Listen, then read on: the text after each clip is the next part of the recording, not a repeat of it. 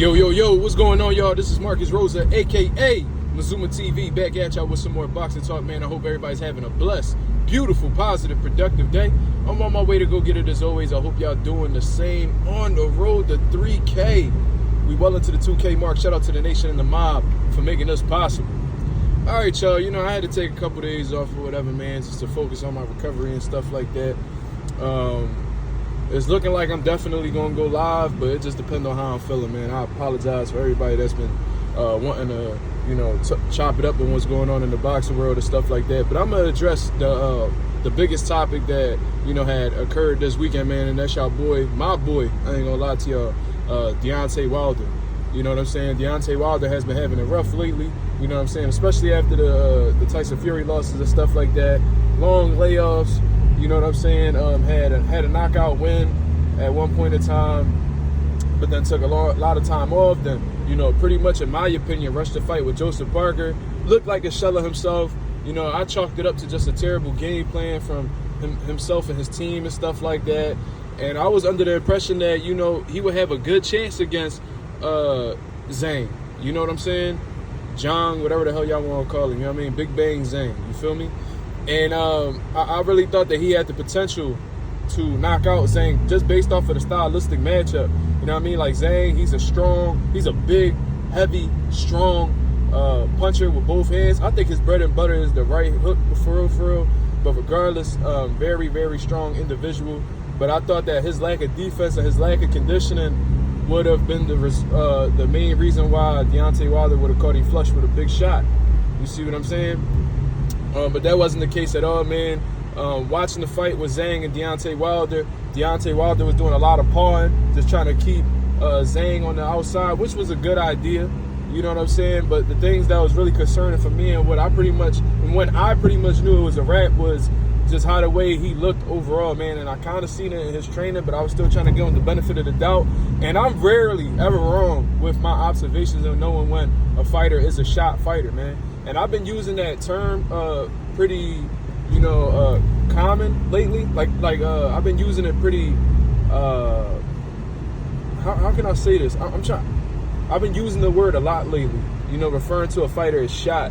And what I mean by that is when your brain is trying to tell your body to do something, but it just looks like your body isn't responding to what your brain wants it to do.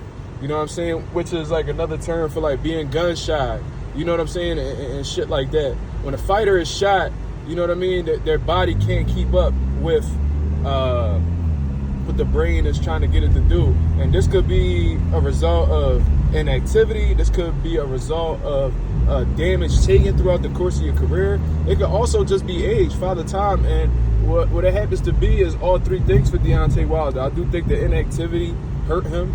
I think his age is definitely up there for heavyweight, and I think the damage that he has sustained throughout his career, specifically with the Tyson Fury fights, I think it all played a part in why he looked like that against Zhang. I think the 3 Fury fights took a lot out of him. You know what I'm saying? Not really much the first one, but the second one definitely, and the third one was pretty much the nail in the coffin. Outside of that, he took a little bit of punishment with Luis Ortiz and shit like that, but for the most part, man, it was all just that trilogy that really did a toll, you know what I'm saying, on Deontay Wilder, his body, and shit like that, man. And it was pretty sad to see. He was pawing the jab with Zhang, you know what I'm saying, just trying to keep him on the outside, or whenever Zhang would try to, come in, he'll try to shoot the right hand. And I ain't gonna lie to you, he pulled the trigger more against Zhang than he did against Joseph Parker. You know what I'm saying? But even with his feet, man, his balance wasn't there. And typically when Deontay Wilder lands the right hand is when both his feet are planted on the ground. Deontay Wilder was coming off of his feet, was on his tippy toes, his feet just weren't there at all. Even when he was moving around the ring, his legs just didn't look right, man. It didn't have any strength, any balance on them. You know what I'm saying? And it was pretty sad to see, and I knew it was only a matter of time before Zhang would catch up to him, because we all know Deontay Wilder is susceptible to being hit. You know what I'm saying? Especially when you're at the point of your career that Deontay Wilder is in. Zhang, pretty much pull counters with a right hook. Deontay Wilder throws his right hand, and you could tell that was something else that was discouraging Deontay Wilder. Whenever Deontay Wilder threw the right hand, Zhang was looking to counter. You know what I'm saying? And it made Deontay Wilder question how much he should put on the right hand. And I thought there was a moment where, you know, Wilder stunned Zhang. You know what I'm saying? And Zhang and Wilder, even then, like, his killer instinct didn't look the same. Like, how the way he jumps on his opponents didn't look the same. His punches looked slow, they looked wide, and you know, it was just sloppy work, man. You see what I mean? Just not who he was at all. I think an earlier version of Deontay Wilder would have definitely got Zhang up out of the picture, you know what I'm saying? But he just didn't have it, man. And it was pretty sad to see, you know, coming up being a big Deontay Wilder fan and just loving the performances he was put on. It hurt to see that, you know what I'm saying? But, you know, it is what it is. Deontay Wilder was speaking about how, you know, if he came up short in this fight, that was going to be his goodbye for boxing. He was going to officially retire from boxing. And I think that's the best move, in all honesty, man. Like, I don't think there's any other thing that Deontay Wilder could do to revitalize his career. He's just a shot fighter at the end of the day. He's not responding how he should be. And if his body's not responding to the punches well, and, you know, he's not able to win these fights at a high level like he once did, then he just needs to prioritize his health, his family, and step away from the sport. You know what I'm saying? That's just my personal opinion, man. And it's sad that Deontay Wilder wasn't able to accomplish, or at least do what he wanted to do with this career, which was fight some of the best. Like, of course, he fought Tyson Fury, he fought Joseph Parker, he fought Zhang. You know what I'm saying? But that was just at a later point in his career, man. It's sad that he wasn't able to get the Anthony Joshua fight when he was supposed to. You know, he fell victim to politics in that situation. You know what I'm saying? It's sad that he didn't get Joseph Parker back when he was champion.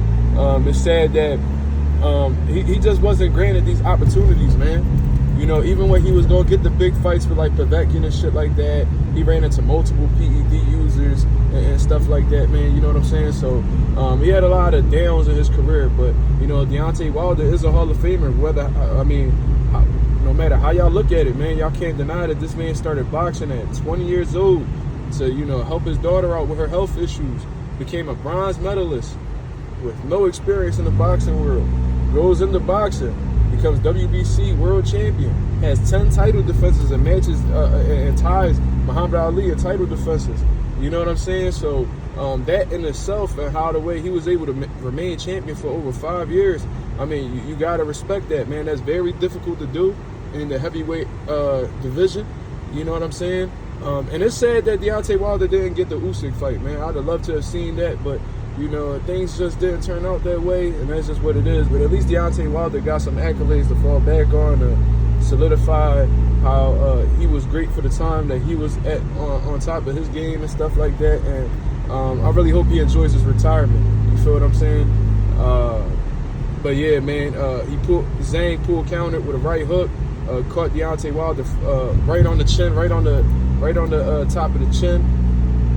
Deontay Wilder looked like he didn't know where he was at. He was saying something to the ref. I don't know exactly what was being said to the ref, but Zhang caught him lacking.